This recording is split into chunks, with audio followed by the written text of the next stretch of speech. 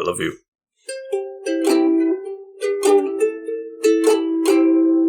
Welcome back, Couch Potatoes, to another beautiful, tech-savvy and fun day here on the couch. I am the Green Traveler from Gorsh. And I am the Faceless Leon. I don't have a face where one ought be. And this is Green and Faceless on the Couch. We're going to talk about some movies. Well, one in particular today.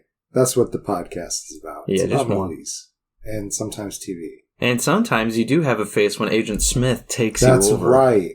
Which is, I've seen it happen. if you didn't catch on, that's what we're talking about. Which you probably knew that, because... If you didn't read the title... Well, sometimes, people play... I'm like a weirdo. Several episodes in a row. If you... Yes, there's a couch potato out there who's like, yes, the next episode's out.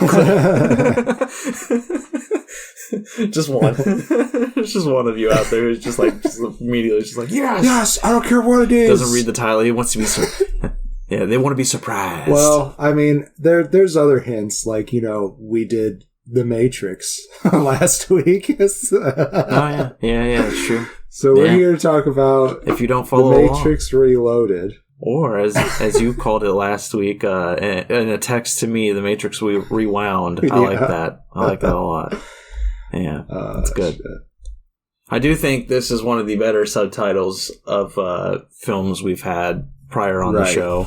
We've talked a lot about sequels and their strange subtitles that they add to Particularly the Bourne one. Oh, yeah. Well, I was thinking more of the Fast and Furious franchise. Right. I mean, those weren't really subtitles, just titles in general. Yeah.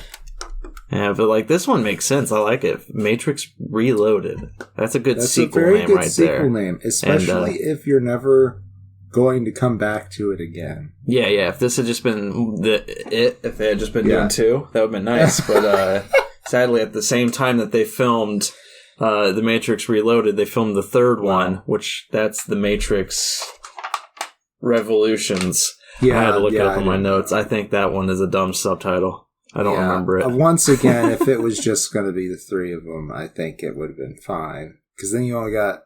Well, I was thinking if it was just two of them, it would have been fine. It's the third one that I have issues with, but we'll get to that next week. Also, it's very clear that the second and third one were made together. They're like one big movie, really. Yeah. But the nice thing is, as we're going to talk about with the second one holds fairly true to the first one, and basically just becomes more of a popcorn thriller with a lot more heavy-handed exposition on their theme. And that's nice. That's nice. I like that. Yeah, it's a decent movie. I'll say up front that I don't like it more than the first one. The first one definitely is better. The first one's great. Yeah, the first one, it has its tiny little flaws, but for me, it's a masterpiece. I could watch the first one so many times because it's a lot of fun. Typically, when I do watch the first one, I at least watch the second one. And so let's get into it, because this is shot 4 years after the first one. So where they shot the second and third together, the Wachowskis, that is. Love the Wachowski sisters. They did a great job. Both of them came back here for this one 4 years later. As did most of the cast. There are some... characters in the first one who didn't make it to the second one. Well, most of them died in the first one, to be fair. But yes, they have a completely different crew on the Nebuchadnezzar, the ship that is outside of the Matrix in the real world. I was trying to focus away from revealing that the entire crew died in the first one. Basically. Well, if you listen to the first one, we hope that maybe you have watched the first one before talking about hopefully us. Brain broken. Oh no, brain broken.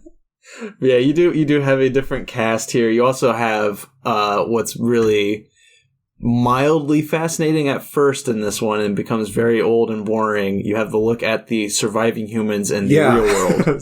Zion. The city, the city of Zion. Thank you. I was forgetting its name. When you first see Zion and when you first see the people in it, it's kind of fascinating. It's like, oh wow, this is the last remnant of human society. This is kind of interesting. the longer that the movie stays in Zion, the more wildly bored I get. Yeah, yeah. It's really that's stupid true. in the human I appreciate world. what they're trying to do. It very much reminds me of like Yeah. Waterworld Underground, and Yeah, I yeah, like kinda. that. And there's probably a better example of people like actually underground in cinema. Yeah. But it reminded me of Waterworld for some reason. Maybe No, I can see yeah, it. It makes you sense. know, and there's definitely some good amount of time between this film and that, but I would say that that type of film definitely influenced the Wachowski sisters. The production design in particular feels very like I don't know if rustic's the right word. Dirty, I guess maybe is grimy, like yeah, like it's apocalyptic. You know, you see something that's just like, oh yeah, that's a gas can, but they're using it for aesthetic. Yeah. It's nice. It's like whoever lives there is like, look at my gas can outside. Look at this This is what we thing got. that will never degrade. I found it. It's perfect. Yeah. It's lovely. I put soil in it. I don't know why, but I did. It's there. Yeah, Zion. It becomes more again. We'll talk next week. We're already previewing. At least I'm previewing hard my feelings for the third movie, but we'll talk Zion more in the third episode because it becomes more of a problem in the third film of the franchise. But here, what's presented is mostly enjoyable for at least the first like 2 acts. It's kind of interesting when you see the political side of, you know, what's remaining of humanity, because the machines are. I don't remember. Is this film years later after the first one? It's at least sometime later because real life Neo has hair. Yeah, that's right. That's right. He does. Yes. It's kind of off-putting, and him and Trinity have a better relationship now. They're more more of a couple than they were in the last one. The last one, they were just like, you know, falling in love because they're badass, and the Oracle awesome. Said so. Yeah, it's true too. Yeah, guiding fate. The Oracle has another big part in this too, because I don't remember what's going on in the Matrix world specifically. I know that Agent Smith is back. But now he is back as kind of a virus for the computer also. Yeah, he's gone rogue. Yeah. In the first one, his interaction with Neo kind of awakened him in some way. Yeah, it opened his eyes. He could see the code and rewrite it. He's and like, it's really fascinating. To Neo's the one. Smith is like the anti-one, I feel like, especially in these next 2 films. Right, and to go off of that, like I feel bad because there's not really much to synopsize. I can't think of it really, except that the machines are coming to Zion to destroy Zion, and Zion's just rallying to survive this big hit. Right, and you know, and they believe Neo can help them stop it, of course, because he's the one. But the problem is when Neo's in the Matrix, he's constantly being attacked by Smith, popping up everywhere. So I think something that happens that is like a rule of the world that isn't really explained with all the explanation that they put in this movie. I don't feel like it is clearly stated that they can't. I don't think they can jack in Zion, because I think there is no signal there on purpose to hide it. Right. I think that's why the ships have to go out, because when they jack in, they put out a signal, and then the machines can find them eventually. So Morpheus, he keeps on pushing for him and Neo and the crew of the Nebuchadnezzar to keep on going into the Matrix, and I don't remember exactly for the purpose, and I think that is a fault of the movie. There's so much exposition that you just can't hold it all in, unfortunately. Wholeheartedly agree. I remember the big scenes, and those are enough to keep all the pieces of the film together, but all that like intricate matter in between, that's, you know, it's just lost. Yeah. There is so much to this film that I'm in total agreement with you. You can't remember it after, like, I've watched it many times, and it's still I wish I would have watched it again closer to our actual recording date because I wanted to watch all 3 of the movies before I watched the 4th one, and we had a time limit on the 4th one unless we wanted to find some way to pay for it, which we didn't. Yeah, we're cheap bastards. We do the show for free, essentially. So, and if you think that we shouldn't do it for free, you can visit us at patreon.com/greenfaceless and check out the tiers there. What was that? You said it once, and I think I repeated you once, but I keep forgetting it. But it's just, just $2 a month. Yeah. It's as they say, it's the price of a cup of coffee or whatever. It's even cheaper than a fucking cup of coffee. All those people out there who get Starbucks every day, just decide one day you're just going to get a cookie or just the drink. Like, just buy a smaller size drink and then just donate that drip day's coffee costs like $2.19 or something like that. Yeah. Jesus Christ. Like, save yourself 19 or just cents. Make it just at donate home it to us one day. Pay us on patreon.com/. Dude, it's a losing battle. I've tried so fucking hard. I know so many people who get Starbucks every single day, and I'm like, what is wrong with you? You can buy all the product and have the exact same thing at home. You'll save so much money. Now, and it's just like, I know in this mug, I have, it's Folgers, but that's not typical. But to disguise the Folgers, I have some oat milk, because the dairy milk, I think, bothers me a little bit. And some raspberry syrup. And it's very good. It tastes like I bought it at a shop. And it's Folgers. Exactly. Don't buy Folgers, though. Yeah. That was like I needed more coffee and went to the convenience store. Yeah, we're not sponsored. Yeah, not sponsored by Folgers. And honestly, sorry, Folgers, and those who drink it out there. It's fine. It's whatever. This isn't entirely a true statement either, but you're drinking out of a green and faceless mug. So you can get a green and faceless mug. Yes, if you're not actually. If you're willing to go to our top tier, you get a t-shirt and a mug after 3 months. Yeah, and it's a good mug. It's a nice looking mug. It's got mine. Yeah, it's got my face and your lack of a face on it. It's really nice. The logo for the show, your show. Yeah. This show that we do. Okay, so I was talking about Morpheus, and he keeps on. So because they know this oncoming attack is coming, the general of the fleet, or the admiral, whatever, who played him? A very recognizable face that I always forget what he's from. Looking in nothing for the characters, and they're not in any order. I can do this now too, because thanks to listeners of the show and good friends of mine, I want to give them a shout out. I believe they go by Fee and Vector Wolf. I've been approved on saying those names. They helped me build a computer, so I have a much better computer now to record on. You know what? We're both. So now I could look up Cast too. You can.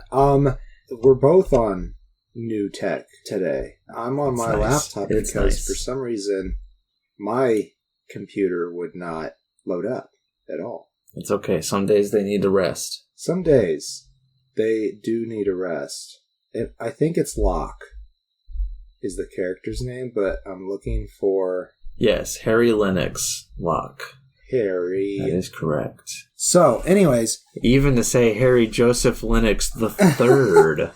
So you mentioned that there's a lot of politics in this movie. So... Yeah. Harry Lennox, Commander Locke, wants all of the fleet at Zion to defend for the oncoming attack. Which, good, smart general thinking. But Morpheus is convinced that he and Neo need to be in the Matrix doing something. And I feel like there's a little bit of Neo not really knowing what he's supposed to do. He was never comfortable being considered the one, still doesn't necessarily believe it. The Oracle, I know again, it's spoilers for the first one, but she told him in the first one what he needed to hear, we will say. And based on what he was told, he doesn't entirely believe that he is the one. He believes he's just capable. Fucking good at the Matrix. Yeah. He just fucking gets it, man. Gets it. He's in deep with the code. He gets it, and because of him, Smith gets it, and that's just not a good idea. Oh, but it's not good, so he's got to get rid of the virus. Not only does Morpheus go against the command of the commander, he also eventually gets the approval from the council to do what he's doing. And eventually another ship goes out and joins him. So Commander Locke really just has very little control over the fleet in general. Yeah. And he's very frustrated about it. And that's his character. Yeah, and for the movie purposes, like, it makes sense. You kind of feel for his character because he is just trying to protect the city, damn it. God. You know, he's just like, this is what you guys have tasked me to do, and you're trying to remove all of my defenses. But then at the same time, you're left like it's all a move of faith. Yeah. And he doesn't like that. So I appreciate his character for that, because he's the character of reason in a movie about faith. and I feel for him. I feel for him really freaking hard. But I do want to mention while you're talking, with my new ability of looking up the cast, Harry Lennox, who plays Link, he was John Johns and the Justice League, the Snyder cut of Justice League. Oh, really? Martian Manhunter. Okay, cool. Yeah. Yeah. All right. Now I kind of really want to see that movie. I was like, I think that would be good. Yeah. I mean, I remember him in the Snyder cut. I just mean a movie for Martian Manhunter. Like, why not? What about the story of, like, how he got to Earth? That'd be cool. That'd be great. That'd be interesting. Because I feel like he's too connected to Justice League to have a modern setting movie all to himself. Yeah, they just Captain Marvel it. Yeah. I like it. It's a decent idea. We'll pitch it. They're probably like, we already got that in work, dumbass. Idiots. Did you look at our timeline? This fucking alien. You're an alien. You would think you would care what other alien movies are about. Aren't you worried about your representation? I do want to say, with since we're talking about faith, or we were on that, brushing by that subject again, it's very obvious that Neo is a Christ figure, but in this film, I actually got more of a harder hitting Aaron and Moses vibe, because especially with Morpheus, because Morpheus is like the Aaron figure, because he's doing all the big speeches. Yeah, he's gathering everybody in the city. He's inspiring them and enlightening them, and then he kind of just like points at Neo. He's like, "We got the one here," And Neo's doing all these crazy actions, and Moses is just like, "Yeah, I can turn sticks into snakes," and it's like, "Oh wow!" It's.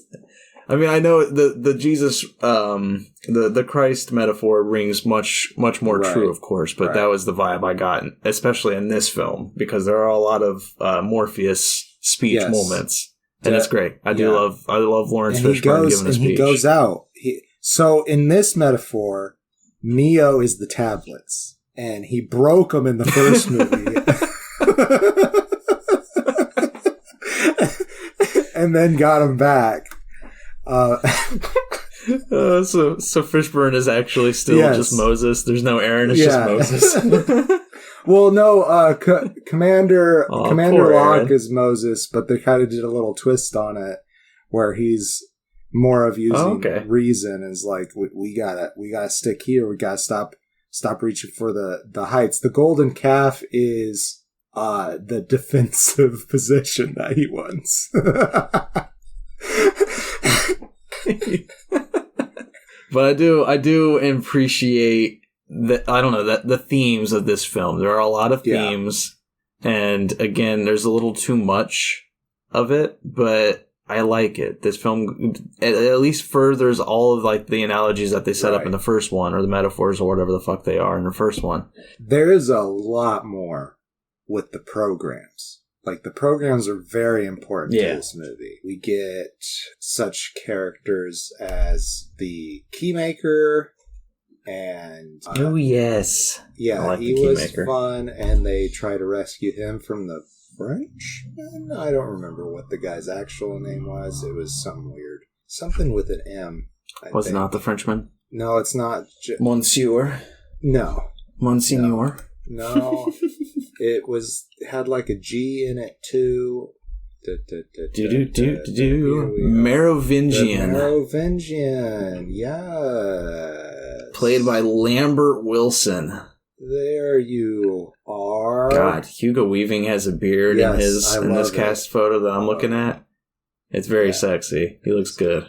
Lambert Wilson plays a program. So you kind of also find out that there was like older versions of the Matrix. I think they already mentioned that in the first one, right? Actually, and they were like, "Yeah, we tried to make it like a utopia, and you guys just didn't accept it. Like, you humans are fucked.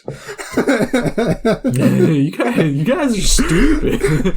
You like violence." And we're all just like, yeah, we do. Can we get more bullet time? That shit's cool. So, anyhow, he's from a past version, and a lot of the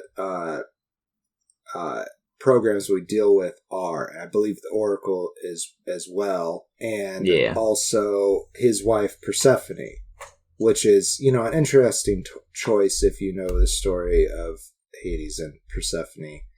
Because she does kind of feel trapped in the relationship, and she helps them out. You get that vibe a little bit. We'll just say that. I don't want to get too much into it because that's kind of the fun part of the movie, I think, even though it is wholly confusing. Agreed. Because they do a lot of weird Matrix shit and, open doors to places that don't exist. Right, yeah, the Keymaker is awesome because he has that ability. Yeah. He can just world hop, basically. And it's very fascinating, and I agree with you. When the film starts, the outside of the Matrix stuff with Zion and everything is interesting. It's very enjoyable to watch, and then it gets kind of a little old and boring. But whenever they go back to the Matrix, it's really fun and awesome. There's a lot of always fun scenes, and the scene with the Merovingian, he has two twin programs also. Oh, yeah. I don't know. I don't know even what they were called. I don't know. Oh, they're just called Twin. They're just called Twin. Neil Raymond and Adrian Raymond. Twin 1 and Twin 2. Wow. That's nice. Well, but yeah, they're very fun. They're like wraith-like beings. They can they go transparent, basically, or translucent. Yes. You can still see them, but they're like electrified. I don't know. And they have dreadlocks for some reason. Yeah, they do. They do have dreadlocks, yeah. But their scene is very fascinating. There's a really awesome car chase scene on a bridge that goes on for fucking ever. Right. That scene's great. There's another scene earlier on in the movie where Neo goes to the Oracle to get some answers. Right. And they have a long conversation, and the Oracle leaves. And when the Oracle leaves, here comes like 1,000 fucking Agent Smiths. Yeah. And the CGI is bad in that scene. It's really bad. It's like the worst CGI in the series. It is so bad. So I'm like, why did they think that would be a good idea? Well, I mean, it's 2003. Like, it's kind of decent CGI for 2003. That's true. Not great, but I feel like they knew they weren't fooling anybody, but they're like, I feel like one day somebody was having fun with the physics generator that they were using. And they just put 1,000 copies of Smith in there, and it really janked up the GPU. To be fair, a lot of them you can tell are stunt doubles. So there are moments where you get the clearly this is CGI, where like Neo will come in, he'll like jump up on a pole, and then everything will like slow down, and everything, like all the faces will get kind of blurred, and you're like, okay, blurry. This is 100% computer. But there are many moments where you can see that the builds are different, and it's just a stuntman, and that it's just Keanu Reeves surrounded by like 15 to 20 stuntmen, and just like it's great. Like, one of them is Hugo Weaving because he was also there doing his scenes, but like I don't know. I really love that scene, even though the CGI is wonky as fuck. That scene is so fun. It's hilarious just to watch Neo. What? It makes me a little motion sick, I think. Yeah, there's a little bit too much blur going on, but I don't know. I love that scene. It's really fun to just watch Neo just unleash, and it's a good gamer moment too. Yeah, it feels like a video game, and in fact, I'm sure it was directly ripped into the video game. Probably. Yeah. Probably. It's just like, it's a challenge. It's like, defeat the 1,000 Smiths. And then you can't do it, and they make you do it like 3 times before they're like, okay, you can continue now. Yeah, and you just get pissed off the whole time. You're like, this is bullshit. But no, I love every scene that they go into the Matrix. It's really fun. When they're outside of the Matrix, I'm a little bored. You do get some good moments outside of the Matrix, especially with Zion. And then later on, there's a character named Bane, who is part of I don't know if he's the Nebuchadnezzar crew, but he's basically like a Hugo Weaving lookalike. It's not Hugo Weaving, but it's somebody who looks like Hugo Weaving. I think that's in the 3rd movie. No, he's in the second one. He goes into the Matrix in this one, and when he is about to be called out, when he's about to be removed out of the Matrix, Agent Smith shows up and changes him into an Agent Smith. And then he answers the phone, and when he comes back into the real world, he's there. It's Bane, but he speaks like Hugo Weaving and kind of acts like Hugo Weaving, and it's a very good setup for what's going to happen in the 3rd one. Whether the 3rd one pulls it off, of course, we'll talk about that next week. But just to give him his credit, excuse me. Yes, please. I don't know. Ian Bliss played Bane, and he does a very good job of acting like Hugo Weaving. Yeah, he does. He really does, because there are moments where like I could almost sit there and think this could be really good prosthetic work, and that could be Hugo Weaving, just with like some prosthetics on his face to like make it him. But no, it's a great job. I don't know if he gets much credit for what he does, but I doubt it, because it feels like the Hugo Weaving character. That's how good of a job he does. Yeah. And it's used as dramatic irony for the next movie, because there's something going on with Bane. Right. I forgot that it started in this movie, though, for sure. Yeah, this movie has that very fun final shot where I will say that near the end, in the climax, there's an EMP that goes off. I won't give away what happens when that goes off, or why it goes off, or what's going on there. But in the aftermath of that, both Neo and Bane are in comas, and there's this final shot where they're both on an operating table kind of thing. They're not dead or anything, but they're on the surgical tables. And it just pans from Neo, and it's just like they're both trapped in the Matrix or whatever, and it's just like panning up Neo, and then it hits Bane, and it's just like the music goes like, because it's just like, oh shit, or something like that. Before Inception ruined. Yeah, it's a good setup. I really enjoyed it, and it's helpful because both of these films, the 2nd and the 3rd Matrix, came out in the same year. Oh, really? So it's like, it's a good setup when it's just like, I think Matrix Reloaded came out in the spring, and then the other one came out like 6 months later in the fall. It was a dumb decision. Maybe they just wanted to make a 4-hour movie, and the studio was like, no. I feel like that might have been it. Like, I think the Wachowskis were like, we don't really want to do another Matrix, and they're like, no, you gotta do another Matrix. They just wrote so way too much. They're like, well, if we are, yeah, it's like if we are gonna do it, we're gonna make it a big fucking epic. And then the studio was like, cut it in half and add 30 more minutes onto that 3rd one. And they're like, oh, damn it, they're gonna ruin it. I don't know at all if that is the case, but that's just how it seems. That's how it seems to me. Way. A little bit. Let's see. I feel like there's a couple of characters that we should talk about. First off, I think we gotta mention Niobe. We were talking about her before we even recorded, and I don't think we mentioned her at all. Yeah.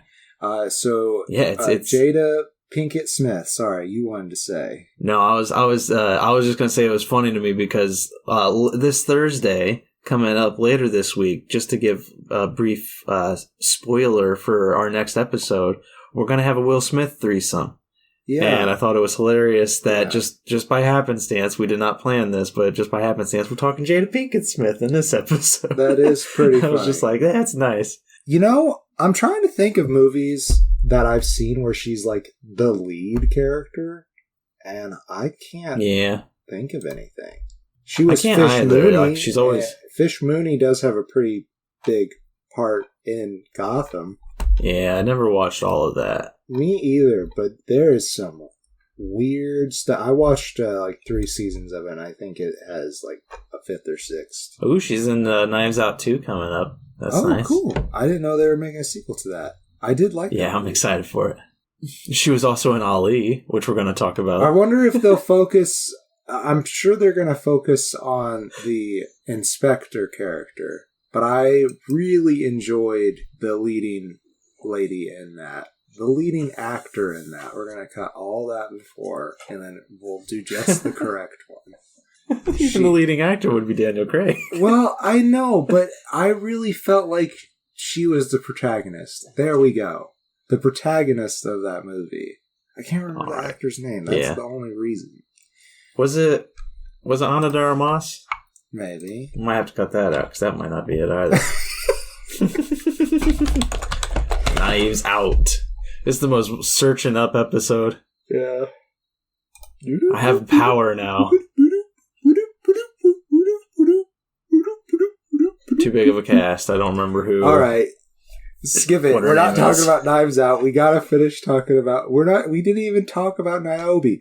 So Niobe and Morpheus, they had a thing in the past. But they did. When he got so into this one nonsense, after he visited the Oracle and she told him that he was going to find the one, Niobe was like, nah, this is too much. Too much more. And so she ain't digging the religion. She moves on, and now she's with Commander Locke. And I almost said Link. And that brings me to the next character I wanted to talk to about. I'm trying to run through it real quick because we're already like 40 minutes. I know.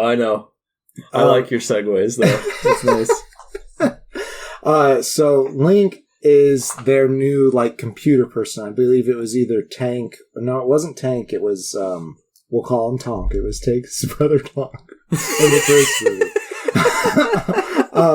He's like their brother-in-law or something, and it's played by Harold Perrineau. Is that how you say his name? That's as best as we're gonna get. Harold Perrineau. Yeah, maybe Perrineau. It's Michael from Lost. Yeah, and so we've talked about him before, and he is an important character from this movie on.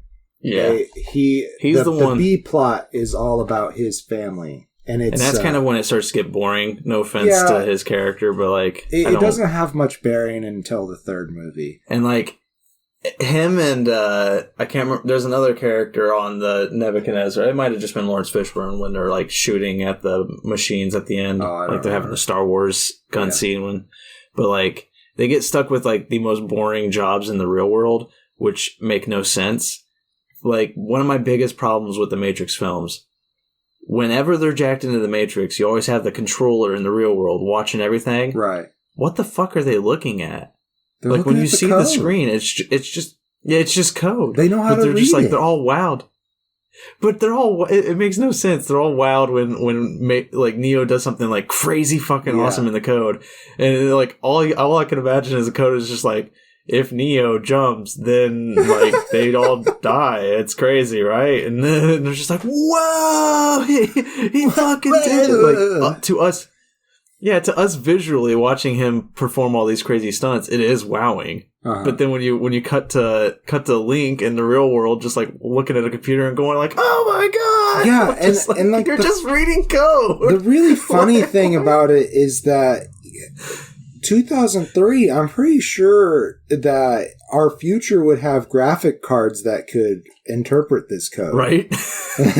something that they could have like an actual visual of it. Oh, it's just, it seems, it's very silly. And like, I get it. I know, you always have that in like the car chase scenes where you'll cut to the cop with the one-liner, like Batman, The Dark Knight has like 10 of those, and they're all very annoying, but it's just like, it's funny. The audience gets a good laugh out of it. Right. And that's what his scenes are. It's nice, but it's just weird. It really just weirds me out when I rewatch it so many times. I'm just like, what are you screaming about? I thought, like, they talk as if both those characters from the first movie are dead, and I could have sworn that the programmer character, Tonk, survived. Tonk. I'm so sorry. I forget. I don't, not to spoil it at all, but I don't think he survived because I think he got attacked by the traitor guy. Not to spoil it, there's a traitor or who that traitor is, but it's a guy. Because I already said that much. But he gets attacked by that guy, and then before he dies, his last act is to kill that guy to save them in the Matrix. But I thought he was talking to Neo and Trinity after they came back. I don't know, man. Movie magic, he's dead now. That's all that matters. He didn't survive his wounds. They couldn't get the actor back. Honestly, yeah. Zion, though, I'm sure Zion medicine is pretty bad. So I can imagine it doesn't look like it would be great quality. Even the sex scenes are weird. All right, there is one more character I wanted to talk about that I didn't mention when we talked about the programs, and that's Seraph. Right. He's kind of a protector of the Oracle, and is played by Colin Chow, and he's a very interesting character, and he does a lot to help the crew of the Nebuchadnezzar when they're inside the Matrix get to their goal, and he has an even bigger role in the third part. So I wanted to... I love his stoicness. He just wears these awesome sunglasses, and he's just always hands clasped down at his chest height. It's very nice. He's very he is the one that seems, I feel like, played up the program part of the character the most. Right. Yeah, he is very kind of not deadpan, but you know what I mean when I say that. A little emotionless, and it really works. There you go. That's the word. Because you can also see that there is a personality behind Seraph. So I really appreciate his character. So I want to make sure he got mentioned. And what do you got? I know we're running along, but there's one other program I wanted to talk about that we get a brief hint at. That's the Architect. Yes, that's the overall program. Yeah, I don't want to say too much either. I do just want to say the actor is Helmut Bakaitis, and it's just that is where a lot of the movie falls apart for some people. I would imagine. That is the part where most people probably tune out from the story altogether. I feel with the whole franchise when they're like, the most interesting part, I'm done. Personally, but I agree. I enjoy the themes of especially of that meeting between Neo and the Architect. Yeah.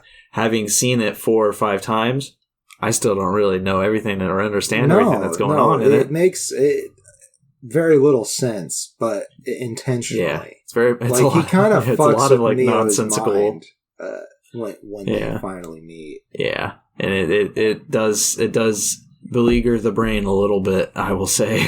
But I don't know. I enjoy it, but I understand that's the part where a lot of people tend to step away from the Matrix franchise and be like, I'm done. Yeah, I would imagine so. So. Closing statement wise, I give it a face. It's a fun watch. Fucks with your head a little bit. It's just so goddamn hard to remember everything that happens in it. But I have more of a problem with that in the third movie than I do with this one. And I probably will rewatch it sometime this week, because the third one, because there's just not enough I remember. Yeah, best of luck, because I'm not gonna do that. That's a hard no for me, dog. My closing statement, though, for Matrix Reloaded is I think it's a very fun sequel. Yeah, I don't think it comes anywhere near its predecessor. The predecessor is still on a way higher rung of the ladder, but it still gets 3 stars. It's a lot of fun. I love the fights. Everybody's still doing the same kind of acting job, which is just perfect for this type of film. So yeah, it's if I watch the first one, as I said, I typically watch the second one. It's not as good, but it's still a lot of fun. So that's it. That has been us for this week. Not for this whole week, I guess. Just for Monday. We'll just be back for this Thursday. Yeah, it's our last recording of the week. Well, this is the last day that we could don't give them behind the scenes. They got to pay for that. Oh, okay. They got to pay for the behind the scenes. All right. I'll bleep it. I'll bleep it out. And we'll also add behind the scenes stuff on Patreon. Yeah.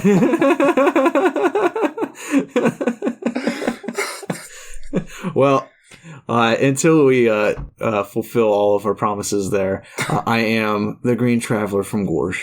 And I am the Faceless Leon. Thanks for listening. Safe travels. And good night.